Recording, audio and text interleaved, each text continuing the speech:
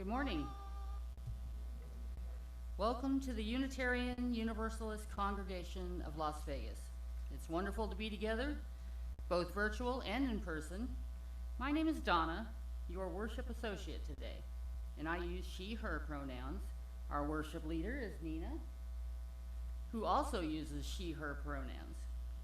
Whoever you are, wherever you come from, whatever you believe about life's journey, you are welcome here. We broadcast a video feed of our virtual attendees. If you wish to not be recorded, please sit toward the back of or the sides of the sanctuary. Today, during Of Our Hearts, we will express our joys and sorrows through the pebble and water ritual familiar to many UUs. We will still read the name of anyone written in the book or in the chat. During Of Our Hearts, you can also choose to participate in the movement ritual if you like. We are shifting away from using the announcement roll to share announcements and going back to reading from the pulpit. We'll end our service today with announcements. After the service, we hope you'll join us for our coffee hour. If you're new here, you're our guest. We look forward to getting to know each other. Having your chosen name and pronouns visible during service is an act of loving kindness. For those in the sanctuary, we encourage you to wear a name tag, which includes your pronouns. For those in our virtual space, please edit your name to include your pronouns. When we come together, we get to practice creating inclusive worship spaces together. Please silence your cell phones and refrain from using the chat on Zoom. Please also move in ways that your body needs. It's okay if you need to wiggle, stand up, sleep, or fidget. All bodies are welcome here. Welcome to our service.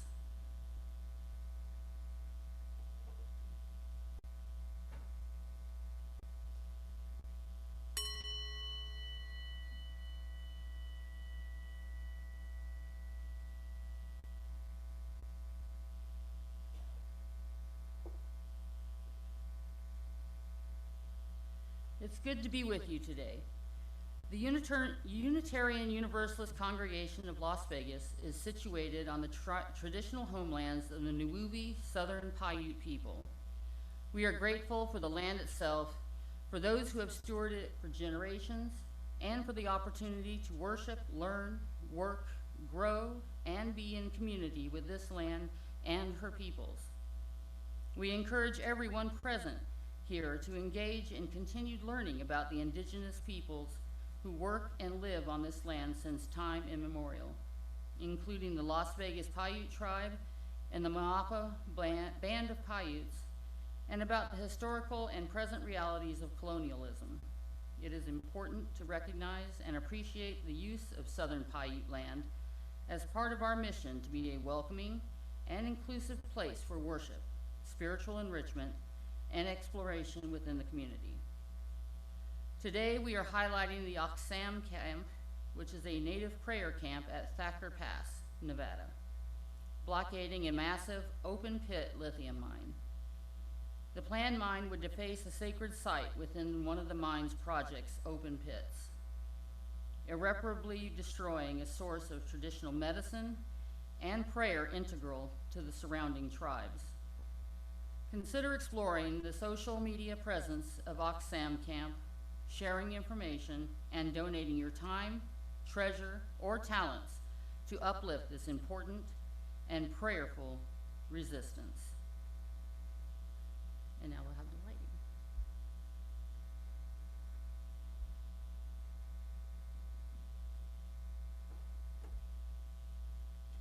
When we gather together, we light the chalice, a symbol of our Unitarian Universalist faith. The chalice reminds us that we are connected to a much larger religious tradition that stretches out of the past, reaches around the world, and leans into our shared future. And join with me. We light the chalice as a reminder that together we are a beacon in the desert.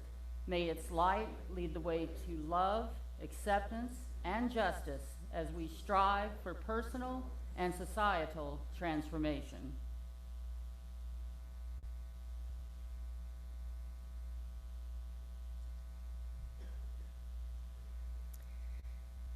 Hear these opening words by the poet Tony Hoagland. Down near the bottom of the crossed out list of things that you have to do today, between get green thread and buy broccoli, you find you have penciled the word sunlight. Resting on the page, the word is beautiful. It touches you as if you had a friend and sunlight were a present he had sent from someplace distant as this morning, to cheer you up and to remind you that among your duties, pleasure is a thing that also needs to be accomplished. Do you remember that time and light are kinds of love, and love is no less practical than a coffee grinder or a safe spare tire? Tomorrow, you may be utterly without a clue, but today you get a telegram from the heart in exile, proclaiming that the kingdom still exists. The king and queen are alive and still speaking to their children, to anyone among them who can find the time to sit out in the sun and listen. How precious it is to be together with you this morning. Let's take a moment now to witness and greet each other. You might smile, place a hand over your heart, give a wave, or even a hug.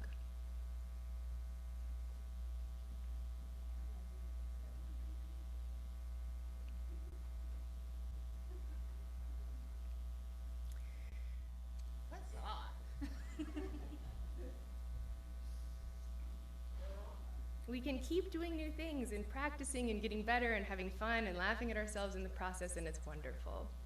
Please be seated. As a part of our 3-part series on pleasure, I thought it would be helpful and interesting to hear from voices in our community telling stories about their relationship with pleasure. As we deepen our understanding of pleasure as a path to liberation, we uplift individuals and their unique stories. Please enjoy this gift as it's shared with us.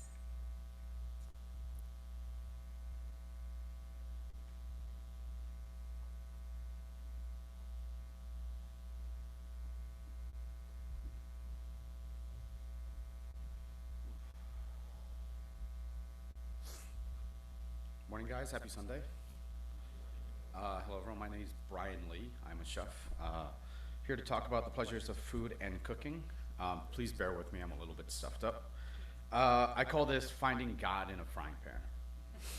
So Anthony Bourdain, the great and late, writes in Kitchen Confidential, I'm asked a lot what the best thing about cooking for a living is. And it's this: to be part of a subculture, to be part of a historical continuum, a secret society with its own language and customs, to enjoy the instant gratification of making something good with one's hands, using all one's senses. It can be at times the purest and most unselfish way of giving pleasure.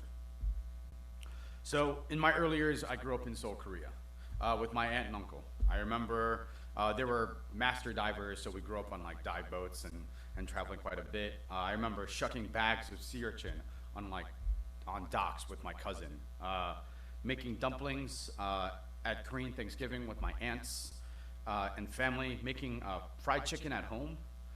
She would even toast nori with like fresh pressed sesame oil that was just like so fragrant it would like literally smell the house for days. She would make yogurt at home for us to enjoy in the mornings with fresh fruit and honey. When I was about 8, I came back to the States and I lived with my single father at the time and then grew up with him. Now, if you can imagine coming from a home with so much cooking to a single father, there wasn't a lot of cooking. Dinners would be Panda Express, Burger King, lots of frozen pizzas, etc. So my dad would try and cook sometimes, and he wasn't the best cook, but this is an example of what he would make. So he would get the little cubed stew meat at the grocery store, like the worst possible cut, the cheapest one. But get that, saute that, steam up some like the mixed frozen vegetables that you get in a bag. He would take white button mushrooms and then just raw, and pour soy sauce and crushed red pepper on them and be like, here, that's part of dinner. So because of that, and then growing up with so much food, I ended up fending for myself a lot. In 5th grade, I remember learning my first recipe from my hairstylist, who told me that if I took salmon and baked it with dill and lemon, that it would like be absolutely delicious. That if I took potatoes and sliced it, and then roasted garlic in olive oil, combined that with Parmesan cheese and baked it all together for scalloped potatoes, that would be a wonderful accompanying side. That was the first thing I ever learned to make in 5th grade, and I think I made that over and over for my brother and my father growing up. But it changed my world. It really did, to like know that there were all these ingredients that I could actually like get these things. I would take my own shopping cart as like a junior high kid. We would go to the grocery store, and I would be like walking up to the butcher asking for cuts of salmon. So in college, I picked up a part-time job as a cook and started making salads and buffalo burritos. If you're unfamiliar with a buffalo burrito, it is like a 12-inch tortilla filled with mashed potatoes, house-made chicken tenders, like tons of buffalo sauce with like 3 pounds of butter that was molded in, and your choice of ranch or blue cheese, topped with crispy fried onions. Starting with such decadent things, that, and then salads. Within a year, I was prepping at a sushi restaurant with barely any experience. They hired me because of my Asian heritage, I believe. It was the University of Iowa at the time, so there weren't a lot of us to pick from. So just having one of us at the sushi bar just made it that much more authentic. But honestly, within 2 years, I was head sushi chef of that place. I ended up working my way up, just got really lucky in terms of some opportunities. From there, I went and got to open a French restaurant with Michelin-starred chefs after that. I worked in Iowa City, Seoul, Korea, Chicago, Las Vegas. I was lucky enough to have to work with a bevy of acclaimed restaurants and people like Matthias Merges, companies like Tao Group and Momofuku. It was a lot of long days, lots of sacrifices of time, relationships, my mental health and body. Chefs and cooks aren't necessarily known for having the healthiest of lifestyles. But I got to learn, right? I got to learn so much.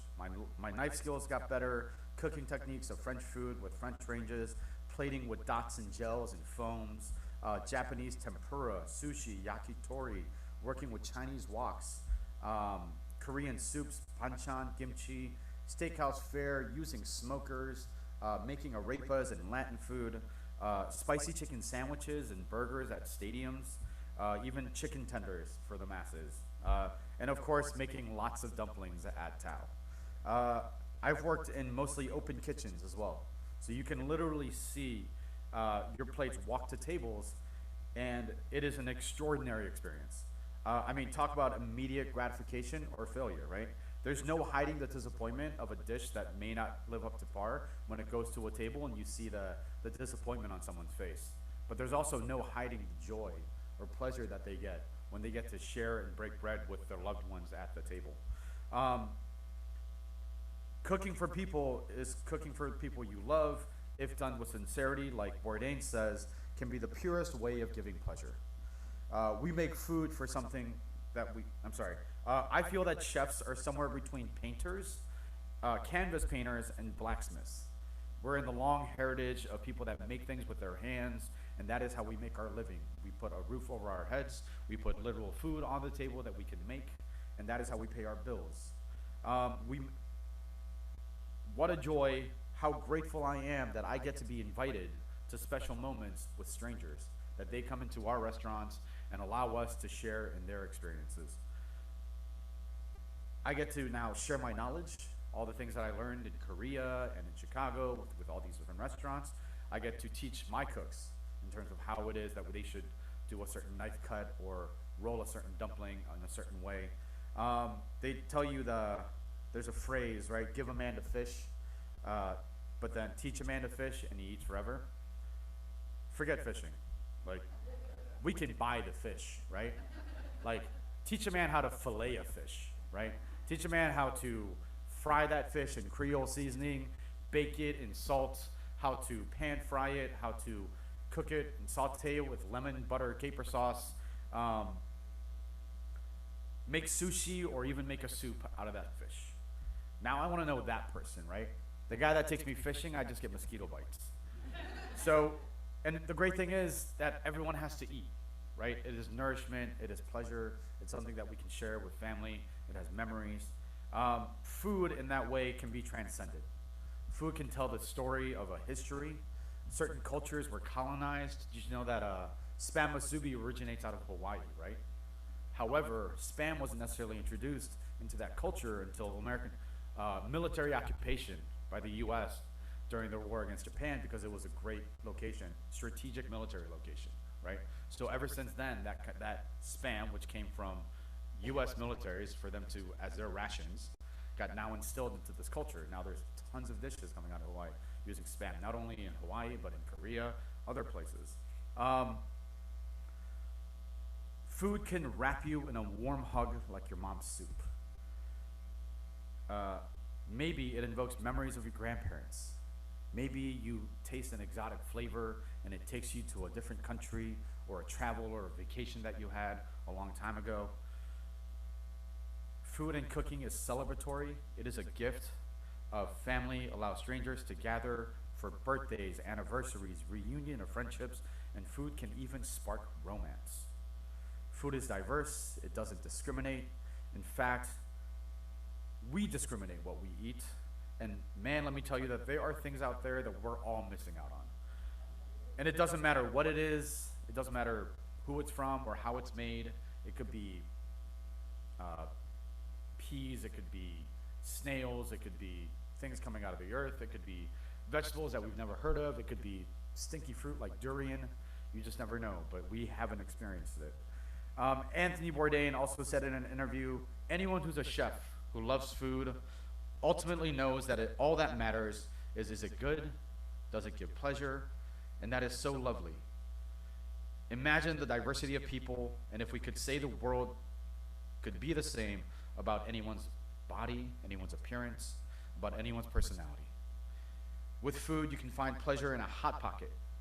It could be chicken tenders, it could be ramen noodles, ice cold juicy watermelon in the summertime, which we could all use right now, cake frosting, sea urchin, a grilled ribeye, a beautifully ripe heirloom tomato, birria taco dipped in consomme, king crab dipped in warm butter, a warm baguette, cold pizza, Indian curry with fresh naan, Szechuan cumin lamb roasted over charcoal, Japanese sweet potato with miso butter, borscht, pierogies, kimchi fried rice, peaches and cream sweet corn from Iowa, fatty toro with fresh wasabi, or maybe even a mint chocolate chip ice cream in a waffle cone in the summertime. Do you not all feel a desire for pleasure right now? You guys not all maybe a little bit hungry. So now the next time that you go out for your favorite foods, please enjoy that delicious meal. Savor the flavors. Take note of the fact that you are sharing with loved ones. Give gratitude to those that you are sharing it with. And if you're eating alone, take fulfillment in the fact that you are also taking care of yourself. Food is my love language. It is my passion. It is my guiltiest of pleasures. I can't tell you how much money I've spent over the years dining out or grocery shopping or spending money at really, really expensive restaurants. Cooking for those I love delights me. I get to cook for my family, my friends, my partner, and for the most part, I get to do it well. Hearing one of your friends' kids whose names you don't remember come up to you and say, that was the best chicken I've ever had. And you're like, well, I marinated with chicken powder and MSG, so. But as a chef, we get instant ovations on our performance. We get to taste the food alongside our peers and see their amazement. We get to talk to diners who tell us ridiculous things like, oh, this is the best meal I've ever had. It's like, man, it's a Tuesday, and my cooks are all hungover from last night. When I make dumplings at home, it brings me back to my family, my Korean Thanksgiving with my aunts, folding them with my cousins. Searing dumplings in a frying pan reminds me of my self-reliance as a child, and it also connects me to my heritage. Our wonderful Reverend in training, Nina Kuzniak, said last week, only you can decide on how your pursuit of pleasure serves you in your spirituality and continue the excavation of who we are and where we come from and how we live. Food is my excavation. It is my celebration of meaning in life and how I wish to be remembered. Thank you, guys.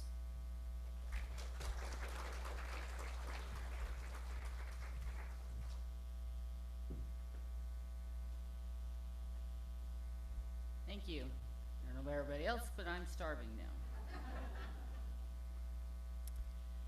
We will now ground ourselves in the present and honor the thread of humanity that connects us as living beings. As humans striving toward a beloved community, we have the privilege and responsibility to hold on to each other as we live the joys and sorrows of life. Today, we will partake in a common UU ritual of marking our joys and sorrows by dropping a pebble in water. The pebble signifies a lightness or burden on your heart. The water represents the love and strength of our community to surround, support, and celebrate you. It is not necessary to speak, though there is a microphone if you'd like to speak your joy or sorrow aloud. Please keep your comments brief and refrain from speaking otherwise so we may stay in this shared holiness together.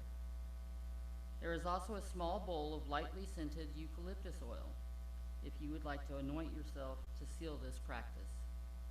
You may lightly dab it on your wrist, temples, or simply feel the joy of it gliding between your fingers. If you'd like to participate, please line up along the center aisle. For those on Zoom, you can participate in this ritual by dropping a small pebble into a container of water to represent a joy or sorrow. We may not see you, but we witness you in spirit. In addition to that, which is represented here, we also hold up anyone from the book.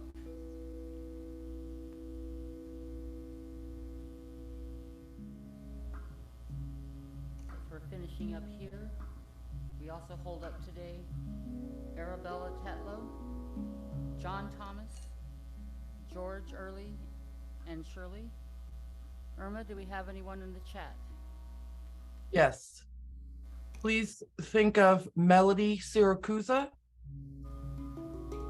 Chiwan Niso, and Kurai.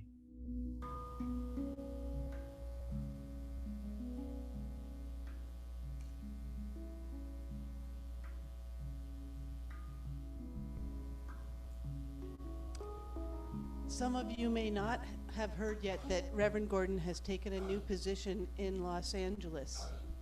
And what I want to say is that I have always believed that the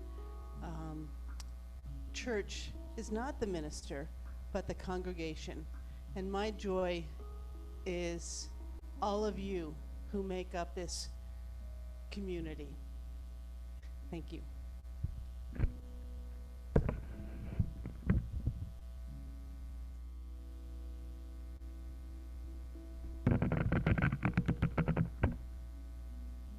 May we forgive each other?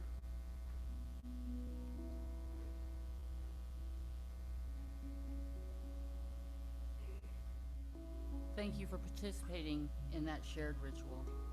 May we hold that which is spoken and that which was kept silent of our hearts in love and compassion.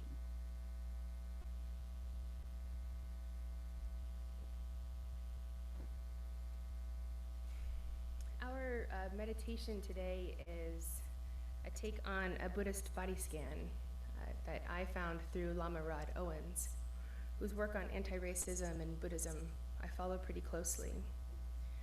So for our time together today, you don't have to close your eyes, but you can if you want. I want you first to notice your body sitting in your seat. Feel the pull of gravity holding you. Do you feel like you can trust the seat to hold you? Can you trust the earth to hold us? Shift your attention down to your feet or to the ends of your body. The floor represents the earth, and the earth is always holding us, is always keeping us, is always loving us. Can you trust the earth to hold us, our bodies, our seats, this moment? As our attention comes back to our feet, I wonder if you can begin to trace your energy up from your feet and notice all the different parts of our body that are present with us here today. The bottoms of your feet as they touch the floor, your ankles, your calves and your shins, your knees, your thighs, your pelvis and your groin. If anything feels tough or in pain or unsafe, go back to the earth. Your lower belly, the softness of your torso,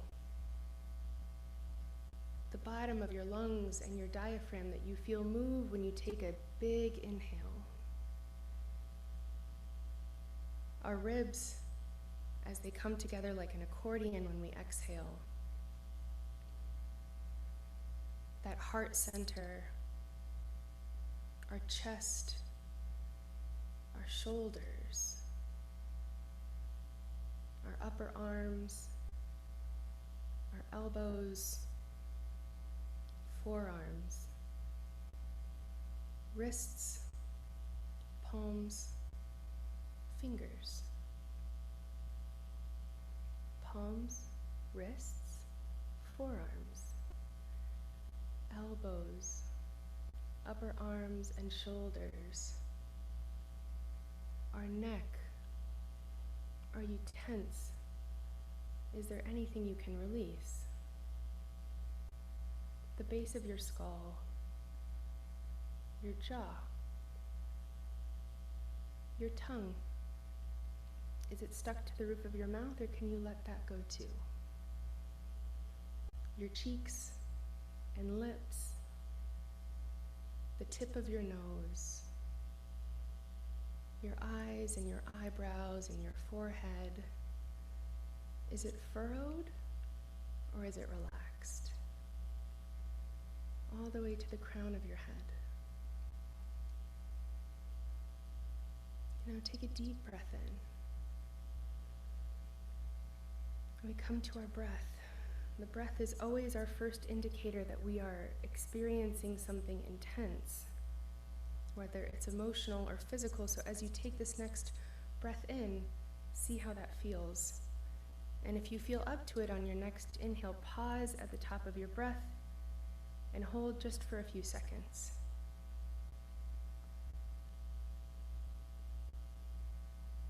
As you breathe, notice the difference between the inhale, the hold, and the exhale.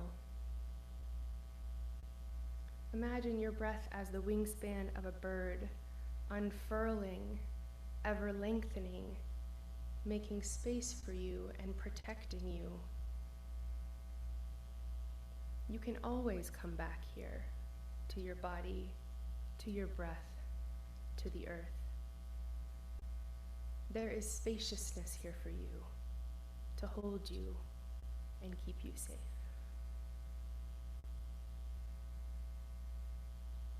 Take one final cleansing breath in to seal this practice, and return.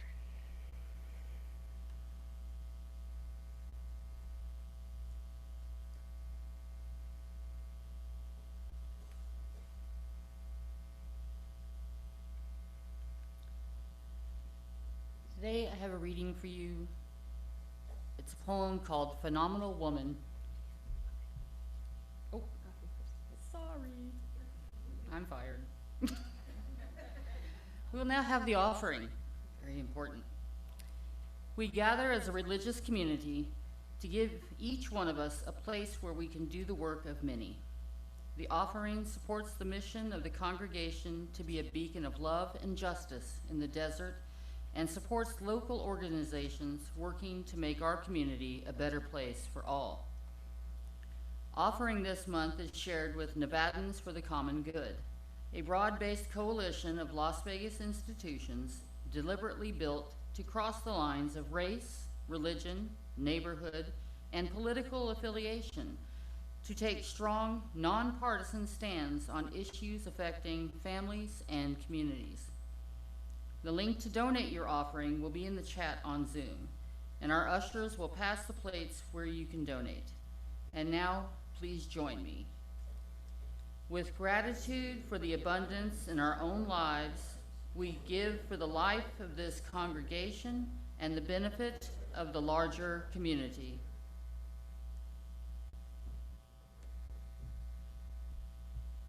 Thank you. Now, I will be reading a poem called Phenomenal Woman by Maya Angelou. Pretty woman, wonder where my secret lies. I'm not cute or built to suit a fashion's model size. But when I start to tell them, they think I'm telling lies. I say, it's in the reach of my arms, the span of my hips, the stride of my step, the curl of my lips. I'm a woman, phenomenally. Phenomenal woman, that's me. I walk into a room just as cool as you please, and to a man, the fellows stand or fall down on their knees. Then they swarm around me like a hive of honeybees. I say, it's the fire in my eyes, the flash of my teeth, the swing of my waist, and the joy in my feet. I'm a woman, phenomenally. Phenomenal woman, that's me.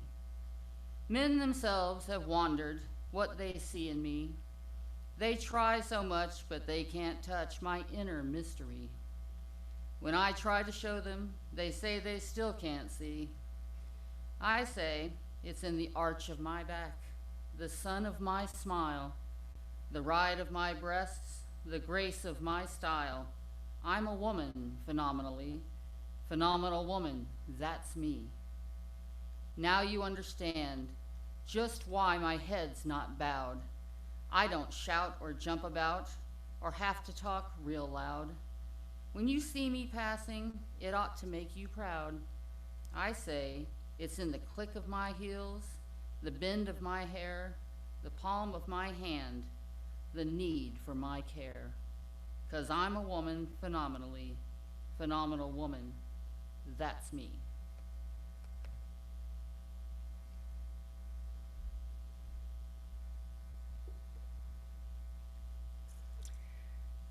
Today we're going to talk about Audre Lorde and her revolutionary essay, The Erotic as Power.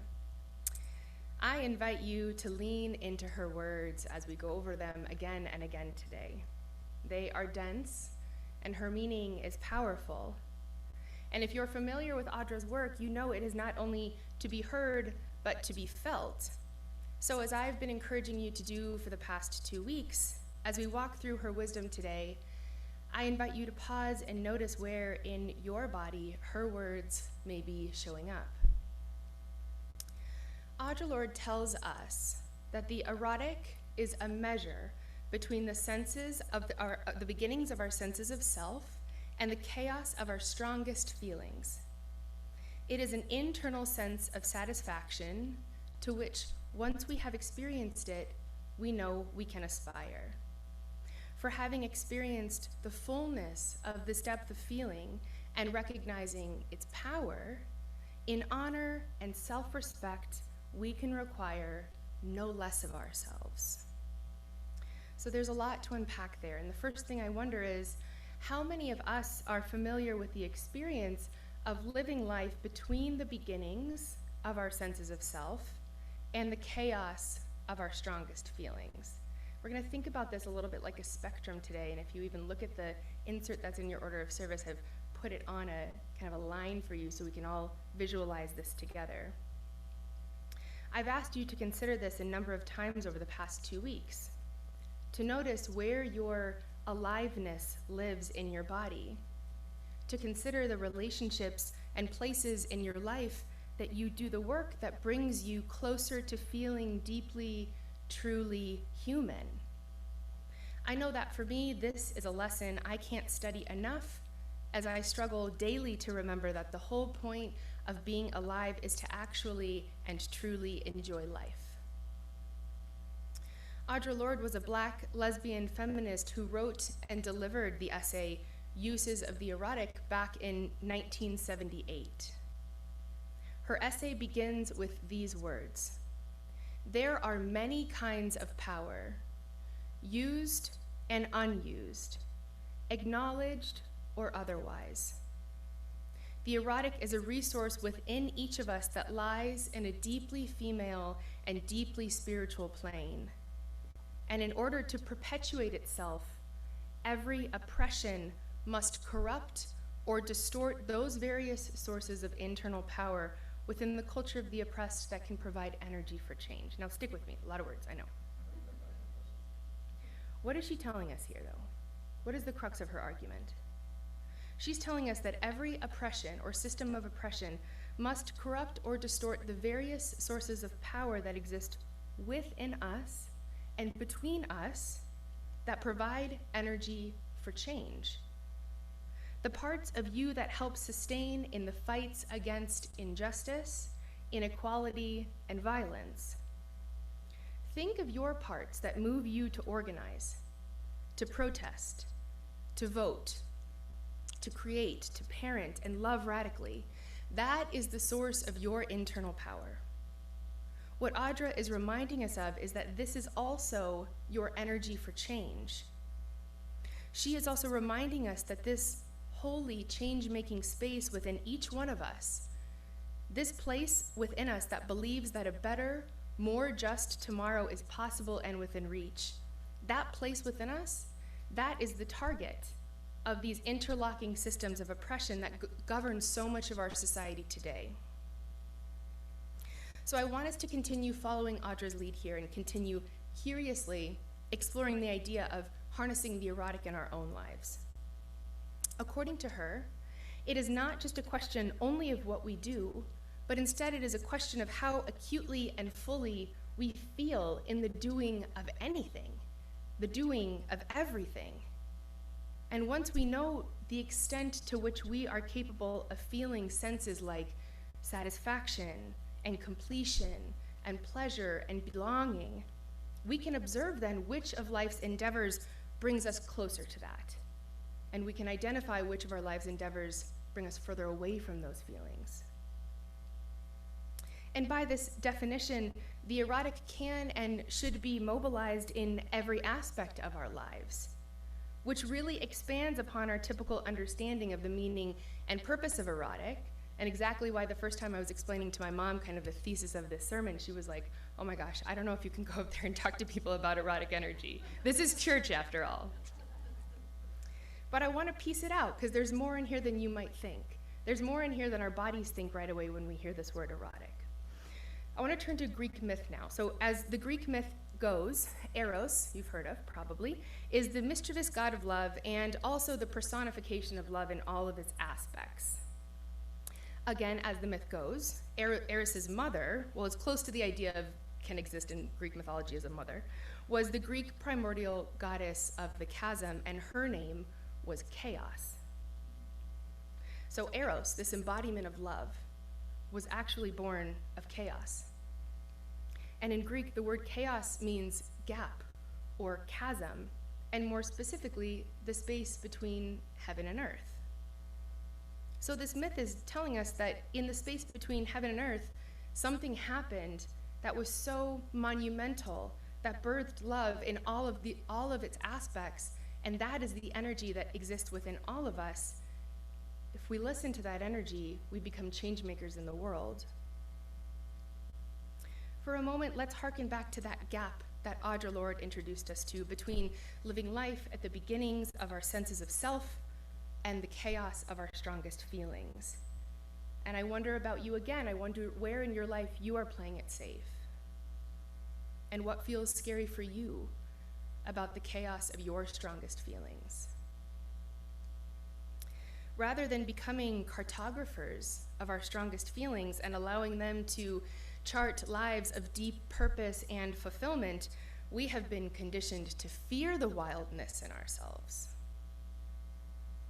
The fear that we cannot grow beyond whatever distortions we may find within ourselves keeps us docile and loyal and obedient. It also keeps us externally defined We allow forces outside of ourselves to tell us who we are versus knowing and trusting that we know and we define who we are. This also leads us to accept many facets of our oppression as women, as people of color, as those with temporary able-bodied privilege, as queers, as those who are houseless or undocumented, as those who are disabled, displaced, and unserved by capitalism. If we don't listen to that inner knowing space of wildness, we become complicit in our own oppression. We make it easier to be owned. But when we begin to live from within outward, in touch with the power of that deep inner power and erotic within ourselves, when we decide to step from the simple beginnings of our senses of self and become curious about the chaos of our strongest feelings, then that wildness and power informs and illuminates our actions upon the world around us, and we begin to be responsible to ourselves in the deepest sense. Audra also says, as we begin to recognize our deepest feelings, we begin to give up, of necessity, being satisfied with suffering and self-negation, and with the numbness which so often seems like their only alternative in our society. Our acts as a community and as individuals against oppression become integral with ourself, motivated and empowered from within. In touch with this erotic energy and this wildness, I become less willing to accept powerlessness or those other states of being which are not native to me, like resignation, despair, self-effacement, depression, and self-denial. Which makes me once again wonder about you. What states are native to you? Where does it feel easy and natural for you to walk the path of empowerment over resignation, hope over despair, curiosity over apathy, and fulfillment over denial? Who are the people, where are the places, and what are the things that support your refusal of powerlessness? Perhaps you build a small sacred altar in the home of your heart to honor those things, those places, and those people. This work of deeply knowing and tending to ourselves leads us to bountiful connection. But before sharing it far and wide, we have to practice sitting in our own silent knowing with our own precious answers. It is an act of love that we deeply desire to connect with others and find places that we intersect. But most of us approach the work in the world having silenced our needs and our wants for so long. The way to finding the fascia that connects us and creates an interconnected web is to start with a deeply defined self-knowing of where I end and where you begin. I also wonder about the states that are native to us as a community. I wonder about times when we have permitted shame, guilt, or fear to keep us in lockstep with the oppressors that we claim to denounce. I think of the ways we have grappled with our work, with our place in the work of anti-racism in our community. I think of how of our over 1,000 UU congregations worldwide, only about 200 have adopted the 8th principle, which affirms to accountably dismantle racism in our institutions and ourselves. I think of how our fear of conflict and shame of our varying privileges has kept us complacent in the tireless barrage of assaults on the rights of humans, animals, and our natural world. I think of the conversation that many of us had here in this sanctuary last Sunday. We are navigating the impossible question of how to respond to our houseless neighbors who have turned to the space for shelter, for water, for safety. These people are hot, tired, thirsty, unsafe, and dirty. Some of them use substances. Some of them leave needles. Some of them experience diverse mental states. For many of them, reality is different for them than it is for us. Some people come onto our property to do harm. Some of them violate the sanctity of this stolen land that we claim to own. In a recent conversation, Mark referred to our mission statement. I didn't know it, and it's not hanging on our wall like our covenant is, but you can find it on our website. And it reads, "As a beacon in the desert, we gather as a multi-generational spiritual community to build a place of love, acceptance, and justice, dedicated to worshiping, learning, and working together here and throughout Nevada." We've borrowed these words for our chalice lighting and extinguishing, so if you've been saying words with us for a while, these sound familiar to you. But what really goes into building a place of love, acceptance, and justice? Because it is easy to love in an echo chamber. It is easy to love people who see the world through the same lenses that we do. It is easy to love the people who come here on Wednesday evenings for chalice circles. Maybe less easy to love the people leaving needles in our backyard. It is easy to accept our little neighbors that scurry over and join us for Harvest Festival games. Maybe less easy to accept their big brothers, who have been denied so many of those stepping stones of success that have been laid for each one of us to walk a life of privilege and safety. So when we talk about acceptance, can we practice accepting everybody just as they are without wishing that they made their living or parented their children or lived by different values in a way that was more similar to us? And then the word justice.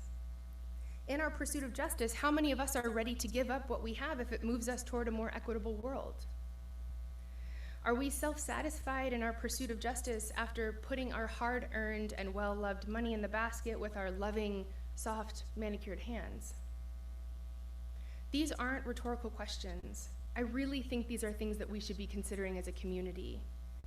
To be a community built on and building a place of love, acceptance, and justice is a high bar in times such as these. And these times are painful, more and more so, not only because we're not doing a great job at taking care of each other and our larger community, but also because we keep missing repeated opportunities to evolve in life-saving ways. Rachel Carson, the pioneering ecologist, released her book, Silent Spring, in 1962. Shortly after, Soviet and American scientists published the very first warnings of accelerated and irreversible climate change. That was 61 years ago. Over 100 years earlier than that, in 1845, was the first philosophical reflection that the nature that preceded human history no longer exists anywhere. In 1972, the United Nations spoke on climate change for the first time, warning us that our consumption habits needed to change now. In 1979, they said now. In 1980, now. 1990, 1997, 2005, now, now, now. 319 years ago in 1704, the first slave patrol was created in Charleston, South Carolina. These folks, who were simple citizens emboldened by their white skin, took on the responsibilities of chasing down enslaved people on horseback and returning them to slavery. This is often considered the birth of law enforcement as we know it, embedding racism into the fabric of the system that we're told exists to serve and protect. Serve and protect who? Hundreds of years, literally centuries, of ever fortifying state-sponsored brutality instead of reparations and healing. Lynching was not a federal crime until last year. Florida's recently updated education standards include instruction on how slavery helped enslaved people develop skills for personal benefit. I don't mean to carelessly paint a monochrome picture of cliché desperation. And I am not here to shame you. And I am not here to shame myself, which I am so good at doing that. And shame is a powerful, powerful tool. It's a tool that we use to hold fast to any shred of power that makes us believe that we are an ounce better than any other living being. No, I am not here to shame us. I am here to ask us to consider the ways that we are strengthening and caring for ourselves in a time when our work in the world is more crucial than ever. This community is full of people living their values, People who went straight to the border and worked for never-ending days as families were separated and kept in cages. People who have built nonprofits to funnel resources directly to the places and people who need it the most. People who work, parent, lead, and live in ways that create more freedom and more equality for all. There will always be the people and the forces that double down on extraction, on exploitation, and on divisive violence. We, as a transformative and revolutionary people, are not and should not be satisfied with the way that things are. Lots of things have to change, every day, rapidly. And similar to our predicament in maintaining good relations with our houseless neighbors, I don't know what these answers are. I just know that it can't be where we currently are. It's not leaning on systems of violence to protect whatever falsehood tells us that we're any different from other people who are struggling or the people in our backlot. So Audra has taught us that the closer that we get to the chaos of our own strongest feelings, the greater change agents we are. The kind of love, acceptance, and justice that our mission calls us to live. What we mean when we light and extinguish our chalice and promise to do this work, even between the Sundays that we spend here. Do you think that we can do that work that our community needs us to do if we are never brave enough to step beyond the beginnings of our senses of self? When Audre Lorde talks about our acts against oppression becoming integral with self, motivated and empowered from within, she is pointing to an integrated life that is inherent in each one of us. Capitalism, patriarchy, racism, and ableism has separated us from our bodies. The food that's most easily accessible often makes us sick. We're told to overcome burnout and overwhelm using habit stacking and biohacking. But it is inherent within our power to say no to things that are not right for us, to find joy, to center pleasure in our relationships, in our service, and in our lives, and to shine our love. We have a choice every day to evolve or repeat. We evolve to a power of transformative love, which is a vehicle of change. Our lives preach louder than our lips ever will. Your life, your love, your spark of the divine makes a difference in this world. And we can tend to that spark by remembering that love is political resistance. Caring for ourselves and caring for others is political resistance.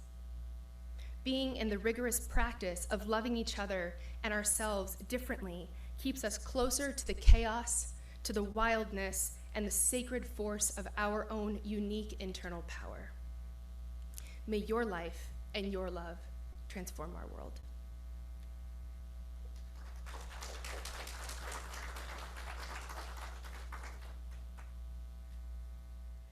This is called Good Bones by Maggie Smith. Life is short, though I keep this from my children. Life is short, and I have shortened mine in 1,000 delicious, ill-advised ways. 1,000 deliciously ill-advised ways I'll keep from my children. The world is at least 50% terrible, and that is a conservative estimate, though I keep this from my children too. For every bird, there is a stone thrown at a bird. For every loved child, a child broken, bagged, sunk in a lake. Life is short, and the world is at least half terrible, and for every kind stranger, there is one who would break you, though I keep this from my children. I am trying to sell them the world. Any decent realtor, walking you through a real shithole, chirps on and on about good bones. This place could be beautiful, right? You could make this place beautiful. This concludes this summer's pleasure series. Thank you for attending to our community and your body in this time together. If you want to continue self-study on the topic, consider using the handout in your order of service. It includes invitations to write, dance, draw, and reflect on the topics that we covered over the past 3 weeks. It was very meaningful to spend this time together, and I'd like to thank specifically Ariel, Carrie, and Donna for being my co-creators in this work. And thanks to each one of you for trying new things together. May our attention to the needs and desires of our bodies draw us nearer to each other and nearer to the world that we are building.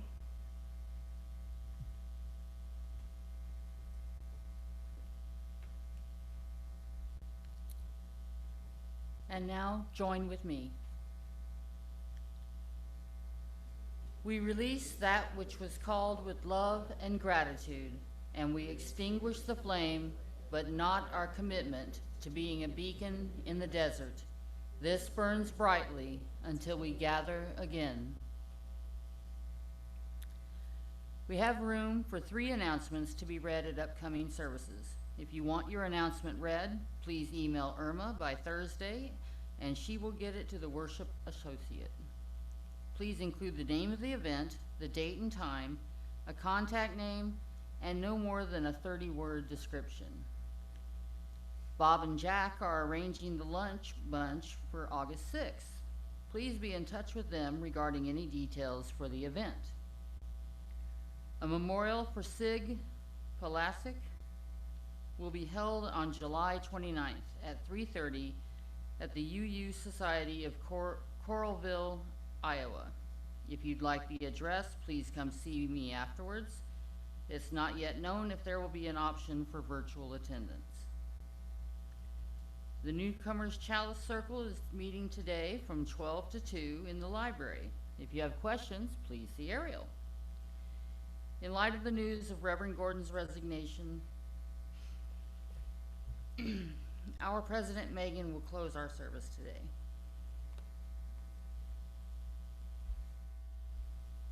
Good morning, everyone. I will be very brief. As Hillary noted earlier, if you didn't already see about Reverend Gordon's resignation, he did write a kind letter to the congregation that was posted in the Flash. If you don't receive the Flash, perhaps we can post it on Facebook. I don't know if we've done that already. And there's a response from the board in there too. And the long and short of it is that we wish Reverend Gordon well. Hopefully he's moving on to a place that's perhaps better suited to him and where he can guide a new congregation toward whatever it is that they need.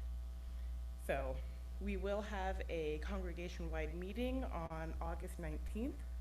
It will be on Zoom so that we don't interfere yet again with one of our services on Sunday. So it would be really wonderful if everyone could join us for that, perhaps offer some kind words to Reverend Gordon as we see him off.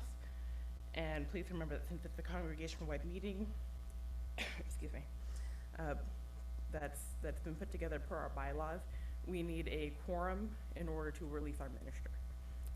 So I feel like this is a good opportunity to bring closure to the congregation. And if you have any particular questions, please direct them to Reverend Gordon. He's offered to be available for one-on-one or even a collective sort of group session to talk about it. Thank you.